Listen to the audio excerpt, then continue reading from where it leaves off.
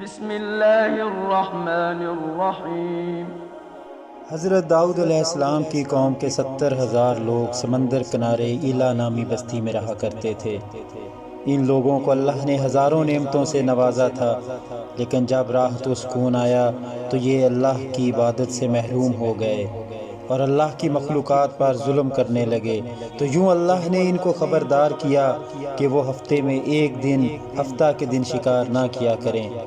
اتوار سے لے کر جمعہ تک جتنا بھی شکار پکڑنا ہے پکڑ لو، لیکن ایک دن اللہ کی عبادت اور مخلوقات کے امن کے لیے رکھ دو۔ یوں اللہ نے ان کا امتحان لینا شروع کر دیا۔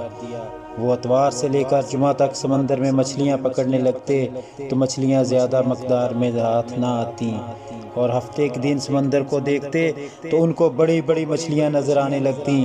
ان لوگوں میں سے ایک شخص کو شیطان نے ورگلایا کہ پریشان کیوں ہوتے ہو، میری ترکیب پر عمل کرو، تم شکار سے کبھی محروم نہیں رہو گے۔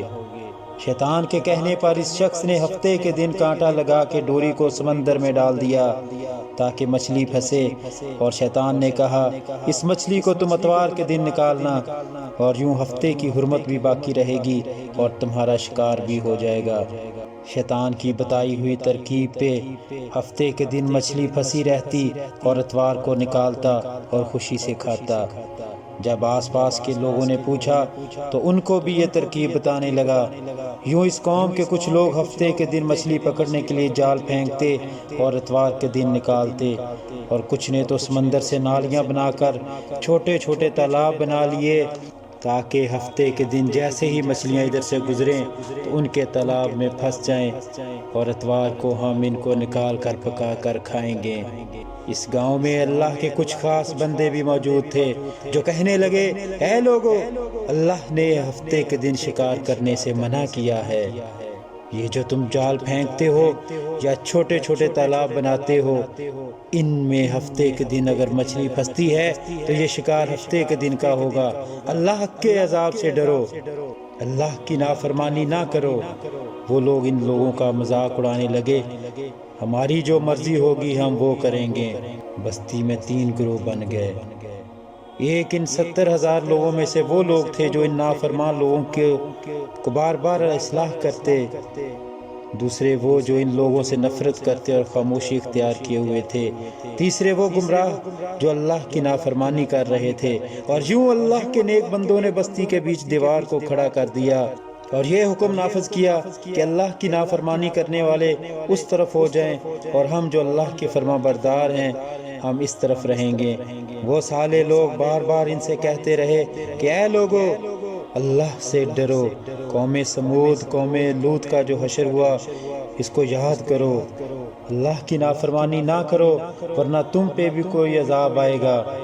وہ سارے نافرمان جن کی تعداد تقریباً 12,000 تھی سب ہنستے رہے، یہ سب تو کتابی باتیں ہیں، ہم پہ کوئی عذاب نہیں آئے گا۔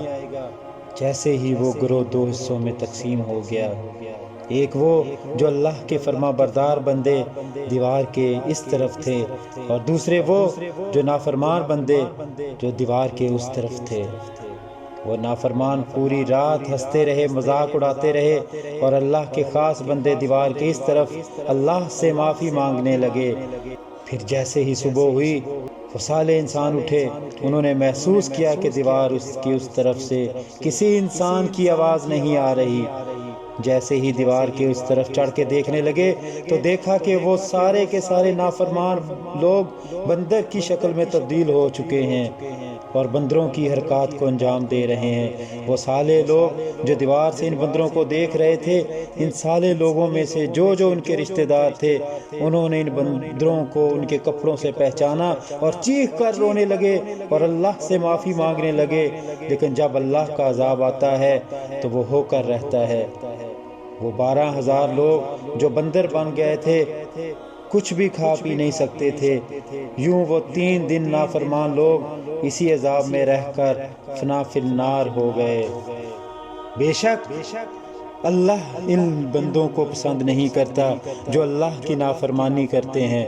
اے اللہ، ہم سب کو اپنا فرما بردار بندہ بنا، ہم کو ویسا بنا جیسے تو ہمیں دیکھنا چاہتا ہے، آمین ثم آمین۔ ناظرین، اسلامی واقعات اور اللہ رب العزت کے برگزیدہ بندوں کے حالات کے بارے میں آپ کو حسنین ٹی وی سے معلوماتی ویڈیوز ملتی رہیں گی۔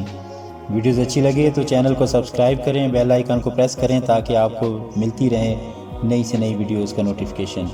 لائک اور شیئر بھی کریں تاکہ آپ کے حلقہ احباب میں لوگ اس سے مستفید ہو سکیں۔ اور سارا خیال رکھیں اپنا اور اپنے پیاروں کا۔ اللہ رب العزت ہم سب کو اپنے حفظ و امان میں رکھے، آمین ثم آمین۔ والسلام۔